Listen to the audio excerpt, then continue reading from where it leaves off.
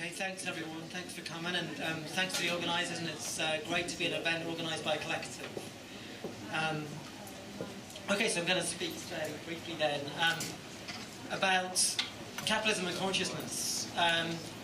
Some of you may have read my book, Capitalist Realism, and I've had problems over the years defining what capitalist realism is. I often will default to saying it is a concept, an idea, a belief that capitalism is the only viable or realistic political economic system. But that isn't really quite accurate, because people on everyday level aren't even thinking about capitalism at all. But never mind that capitalism is the only system that's viable. Really, I think the best way to think about capitalist realism is as a form of what I would call consciousness deflation. And just to make a crude schematic point, I would say that the rise of capitalist realism, the rise of this sense of capitalist social relations, capitalist conceptions, capitalist forms of subjectivity, etc., as calcified, inevitable, and impossible to eradicate. The rise of this sense is directly correlated with the receding of the concept of consciousness from culture. If we go back to the 60s and 70s, which is really the crucial period for the development of what came to be called neoliberalism. But I think we have to understand neoliberalism not on its own terms, not as what it advertises itself about, as about individual freedom, the spread of the spread of individual freedom fundamentally, but as a strategy directly aimed at crushing the forms of consciousness that were flourishing and expanding in the 60s and 70s. And I think there are essentially three forms of consciousness which we can talk about. And which were interrelating with each other in fascinating, productive, but from the point of view of capital, extremely dangerous ways at that point. The first is class consciousness, and perhaps one of the most notable things, if you time traveled someone from the mid-70s to now, one of the things that you'd most notice about the political scene would be the disappearance of class as a basic conceptualization. This was written into the dominant social political models in the US and the UK.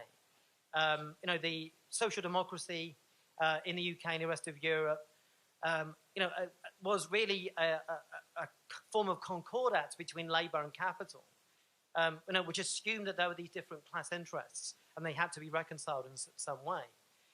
The New Deal in the US was similar. I mean, what's happened since then is the elimination of the concept of class, or rather the elimination of class consciousness. But what that has resulted in is clearly not the elimination of class relations themselves, but really then the disappearance. And the formula for this is Wendy Brown's formula, class resentment without class consciousness, I think. And this is what accounts for the appeal of something like Owen Jones's book and why that struck a nerve, is that we have forms of class hatred, class humiliation, class subordination, but without the agencies that used to be able to combat them, and without the form of class consciousness, which could,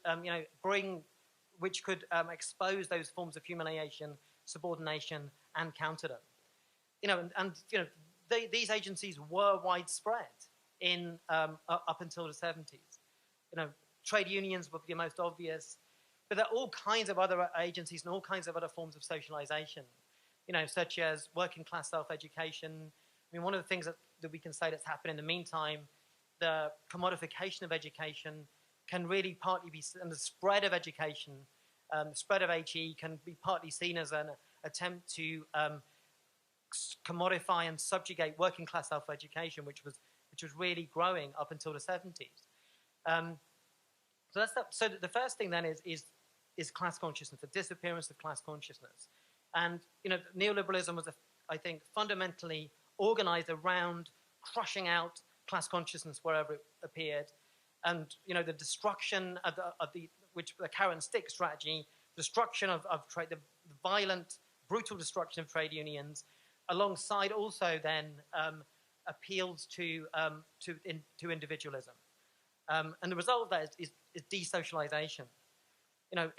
Which we can see even in the decline of things like pubs. As people's individual homes became more connected, via inducements like the satellite TV, etc., like of course now smartphones as the final phase of this at the moment, as they became more connected, outside space, public space became more pathologized. So the decline of class consciousness, retreat of the agents of class consciousness, and destruction of the infrastructure that allowed class consciousness to exist. None of this is accidental. All of it was deliberate. I think David Graeber is right when he said that we're the world leaders. The world leaders in class subordination in the UK. But we talk about finance products and all of that. It's just a code for class subjugation. But this is the biggest export product of the UK is how to subjugate workers, and it's it has functioned very well indeed. Second form of consciousness, which might seem an outrageous leap from that first form, but they did conjugate in fascinating ways in some of the most interesting developments of the 60s and 70s, is psychedelic consciousness. We have to think back again to the alien nature of the alien nature of the world in the 60s and 70s, where you had this, with psychedelic consciousness clearly does relate to drugs, specifically to LSD, etc., but expanded far beyond those who are actually using the drug. I mean, the key thought or the key kind of experience. And it's about a relationship between experience and thought in a certain way that was extremely widespread in the 60s and afterwards. And you have to think about the scale of this. With this being led by people like the Beatles, nothing had been more famous than the Beatles up to that point, right? Nothing. So you've got a popular modernist culture, with something like the Beatles, who basically trained people to expect things to get more and more experimental the more popular they got, which is what happened with the Beatles for their peak years in the 60s. And what they mainstreamed was this psychedelic consciousness with its key notion of the plasticity of reality. Rather, the exact opposite of what I was talking about at the start, that things are fixed, they're permanent, they can't change. Reality is just something we have to adjust ourselves to. This is the pitch of capitalist realism, of the underside, the flip of the neoliberal idea that it's all great, we're all free, we can all make ourselves into anything we want to be, which we of course know we can't. The flip of that is this idea, well, you have to, if you don't like it, you have to adjust to it. That's just how things are now. And this story that things will, at a fundamental, be the same, but they'll also get worse. Which were at work, probably all of us have got this story in one way or another. If you want to keep your job, you have to work longer hours. And you have to work longer hours, you'll have to accept more responsibilities. Don't like it, well, none of us like it, but that's just how things are now. And the whinging boss is the form of one of the key forms of this management of this stage of capitalism, where I don't like it, I don't like any more than you do, but this is how things are. That sense of resignation, fatalism, which is so widespread and which we can't take individual responsibility for because it's been produced at a systemic level. That's like that it was produced in order to eliminate that concept of that nothing is fixed. Everything is plastic. Everything is mutable. And what these these drug trips did was take people out of the currently dominant reality and, you know, expose it as provisional, as just one form of organization, of which, you know, there could be others. Which is not to say that, you know, drugs will immediately, widespread drug use will immediately lead to revolution. It didn't. But that's part of the problem, I think, was impatience. With a lot of the 60s counterculture, people flipped out of dominant reality very quickly and assumed that that was just how things were going to go now, and everything would follow from that. And you know, I think one of the values we need at the moment is a kind of revolutionary patience, really. There was a kind of impatience in that period, and a sense that, you know, all of the historical kind of structures, stratifying structures that had dominated human life up to that point could be dissolved within a generation, and it just wasn't as quick as that. You know, they're much more tenacious than that. And, you know, what the right bet on was the tenacity of those structures, and that they would return, and that they, you know, they require, it's a long process to dismantle them. The third form of consciousness that was also sort of around in this period, and which neoliberalism had to subjugate, was that which was kind of theorized and practiced through socialist feminism, and which goes under the rubric of consciousness raising. Consciousness raising practices, then, which would, the key aspect of which would be that people would talk about their feelings, but they would relate those feelings to structures. You know, typically, so that very quickly, when people got together, they would see that they had common problems, and that these problems weren't their fault. Things that they'd been encouraged to blame themselves for or feel inadequate for could actually be related to structures, typically patriarchy and capitalism, and their interrelations. And this obviously touches upon, you know, all areas of life, which is why it takes it beyond this kind of standard Leninist model of revolutionary activity, which is entirely based around, you know, manual work, and paid labor in factories, etc., which, as we all know, in the global north is disappearing anyway, which is partly why there's a lot of sort of melancholia around the question of kind of left-wing political action at the moment.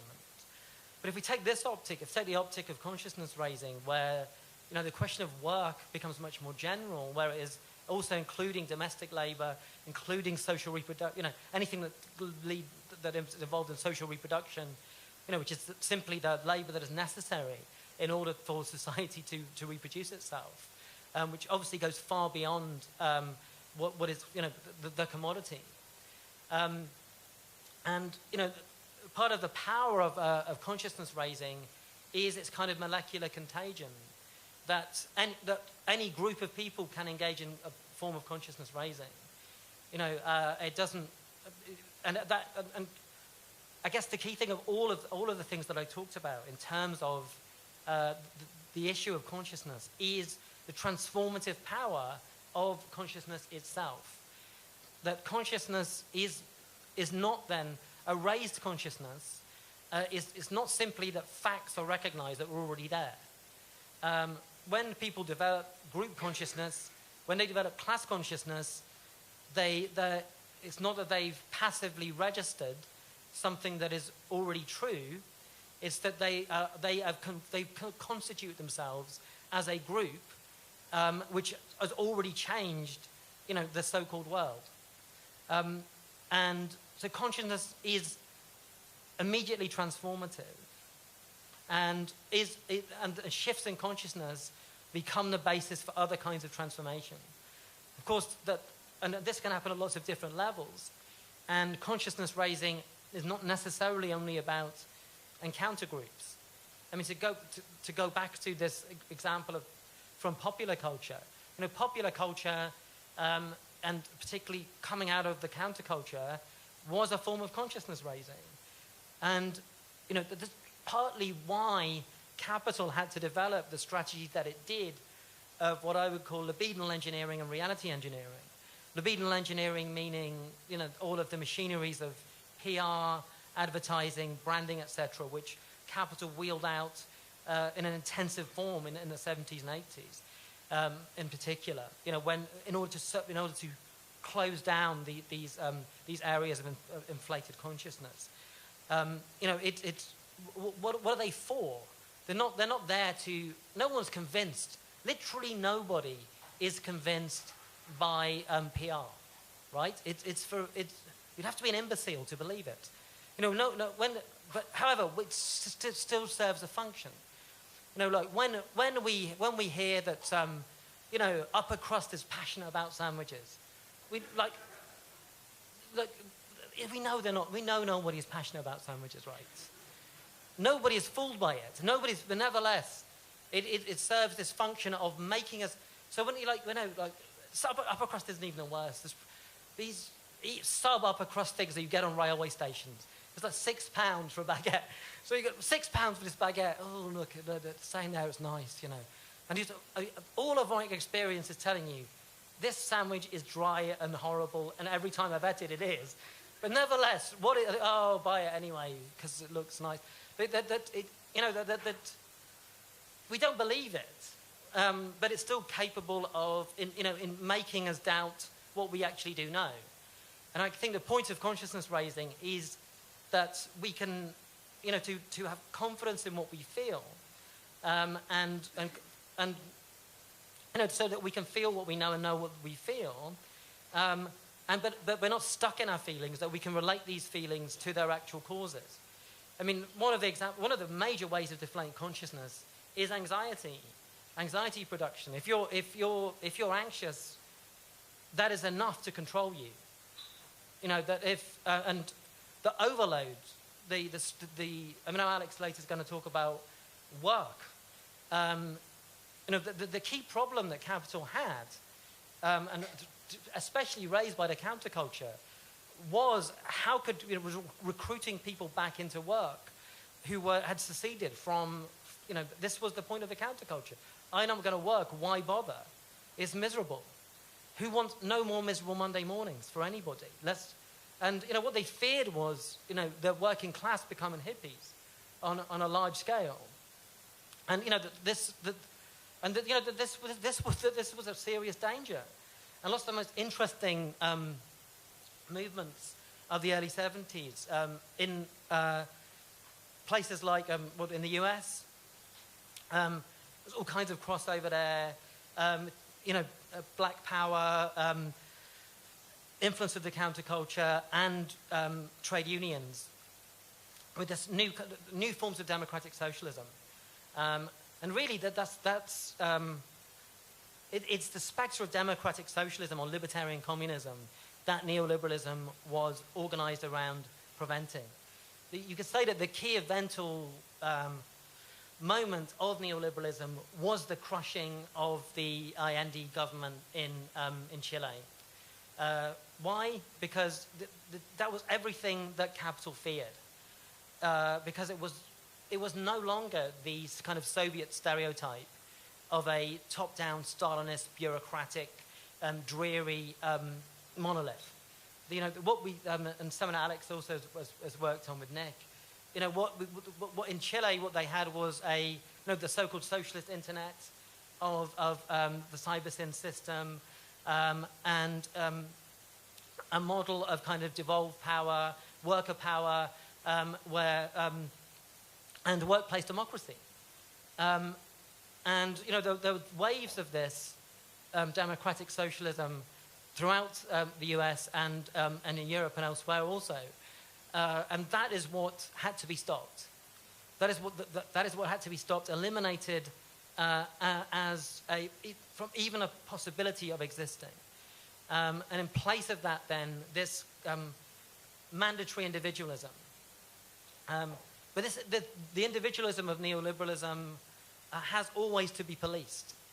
Has always to be. There's always the danger of consciousness being raised again.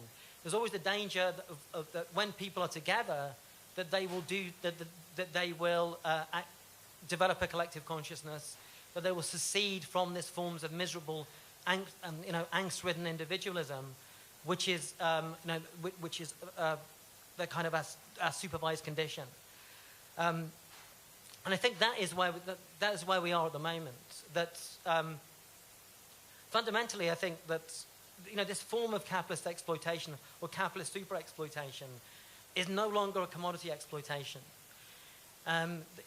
If we can look back in some ways at the period of commodity exploitation with to some extent dewy-eyed nostalgia, because when capitalism was about commodity exploitation, this was a form of dialectical exploitation, which the commodity, had to involve workers. Workers had to produce it. You had to exploit workers in order to get it. And the commodity was separate from the workers. It was something extracted from the workers' labor. Whereas now there's a form of more direct exploitation, which is, I think, not the commodity form, but the promotional form. Like, why can you be induced to work for nothing, particularly if you're in the cultural sector or whatever? Well, because you can promote yourself. Promotional remuneration. And this injunction that we promote ourselves at all times, that is totally second nature now, and certainly naturalized heavily through social media, etc. Again, was something we don't think about. And what this allows is a fantasy of capital, that it can live without workers entirely, that it's doing you a favor, right? Since work is a form of, allows you to develop, allows you to accrue this kind of reputational capital, then the capitalists are doing you a favor by giving you a job. You shouldn't be expected to be paid as well, right? And this is clearly the logic at the moment. But it seems to me that this is not really necessarily sustainable for that much longer. And we're now, it's reached a pitch of a kind of a totally dystopian level, really, where, and I think in a few years' time we'll realize how bad the period that we've just lived through, or we're still living through, has been, in terms of the reach into capital, into every area of our time and our consciousness. Which it's only enabled by recent technological developments. Until you had smartphones, capital couldn't administer and injunct you at 24/7. It's only with that technological platform that is possible. Of course, that's not the only use that smartphones could be put to. But the reason that capital's practically give them out for nothing is because it allows this form of super exploitation, that it allows these conditions where you're never free from work, the spectre of work, or the spectre of anxiety. And of course, that doesn't mean that everyone is employed. The key thing is not that you're actually working, but availability for work, right? It's so that the difference between someone's unemployed and my job is often quite minimal now. Like, pointless form filling all day that I have to do is more or less what unemployed people have to do. Because, I think a lot of this is to do with, related to this question of consciousness, is the question of time. And what has been installed, and this country is, again, the world leader of it, I think, is this kind of panic, anxious time where we all feel that we have no time to do anything. That we're constantly harried, agitated. The only time that I'm not anxious, that I probably should be doing something else, is when I know that I should be doing something else, right? And that, again, this is something that the digital twitch of smartphones and FOMO, this, fear of missing out, but fear of is the positive hedonic side of that. The negative side is fear of some obligation that I have forgotten about. So we're like, but again, think about the, think about the most stereotypical image of, countercultural psychedelic time. Time was dilated. It was much slower. Urgencies were removed. It was a time of lucidity. Different kind of dream, right? Different kind of... What is ideology? It's the form of dreaming in which we live. And you know that the dream we live in Britain in 2016 is a constant anxiety dream, dominated by urgencies. You know, what's anxiety dreams are like? You've some one thing that you have to do, and you can't think about anything else except that one thing. But of course, when you've done that, another one arrives, and you've forgotten what the previous one was. And your whole life is a series of embedded urgencies. And you know, that is enough. That is both the goal and the strategy to impose this form of time on us. You know, the time of busyness, perpetual busyness, without any function. You know, they're inventing this stuff. You know, there's people whose job it is to make us like that. You know, this is quality managers. This is what they're for. They're not there to deliver quality, God. You know, and all of the rhetoric of neoliberalism around efficiency, etc. Of course, this doesn't make anything more efficient. Of course, overworking people is not about any economic goal. It's again, I think David Graeber is right when he says that neoliberalism is not just an economic strategy.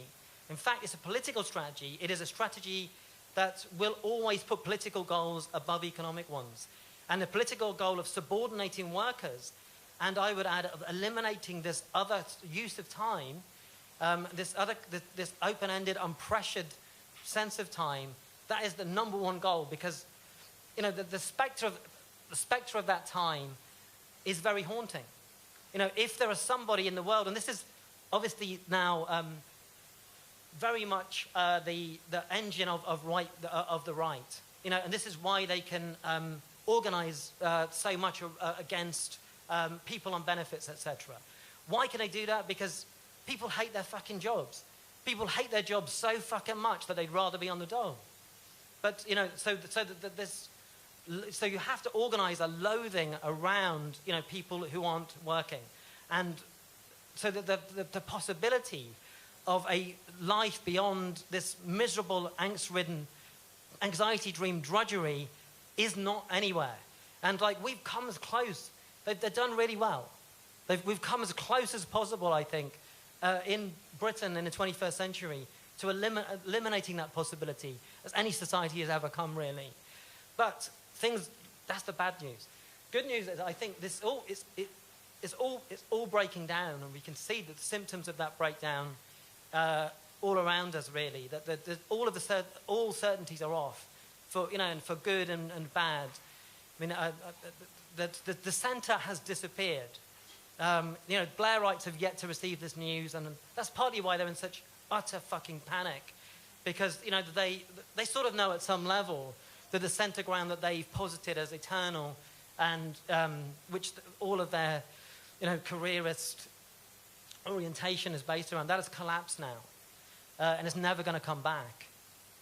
And in lots of ways that's not good, because it's led to, I think, the rise of the right, and particularly the horrific kind of spectres around this kind of migrant crisis, of the worst kind of elements of European history, the spectre of them returning. But equally, we can also see what's happened in Greece, in Spain, in Scotland, and even in England with Jeremy Corbyn, is a break from this. It is exactly about the resocialization in conditions of radical desocialization. It's about forms of consciousness raising. A lot of the Corbyn thing is simply about people actually enjoying being outside their house and being in groups of other people, and just this simple thing of consciousness raising, like our lives have all been shit, and it's not because of us, not our fault. Capital, this is neoliberalism. It's all your fault, right? It's positive message disseminated, not primarily by politicians, but across all entertainment media. You can be anything you want to be. Therefore, if you are poor, if you're unemployed, it's because you haven't worked hard enough. So it's your fault, and which is also the message of lots of the dominant forms of therapy which capitalism is trying to foist on us as well. You feel depressed, you haven't worked hard enough, and telling yourself a positive story. Okay, but that so I think that what we've seen is people got collective awareness in these regions of the world of these strategies. And people developing new kind of structures. And one thing we can say, and probably this is new in my lifetime, is that the left has learned since 2008, the left has learned stuff. The right doesn't seem to have anything. You know, like practically all my lifetime, every time you think the left has got something, the right has been one step ahead of it. Well, you know, it's been 7, 8 years since the financial crash. They've got nada. And we kind of have to face this. They haven't got anything, but new kinds of political formation are emerging. New kinds of thinking, new kinds of organization are emerging on the left. And okay, Syriza might have been crushed and might not have succeeded fully. Jeremy Corbyn might be crushed, but I think we can be confident that those two things are related anyway. That there is now a new wave. So okay, so there wouldn't have been Corbyn without Syriza, and if Corbyn is crushed, something else can emerge later. There is a new wave, and I think we can now start to ride it towards post-capitalism, which Alex is going to talk about later. Okay, should I leave it there?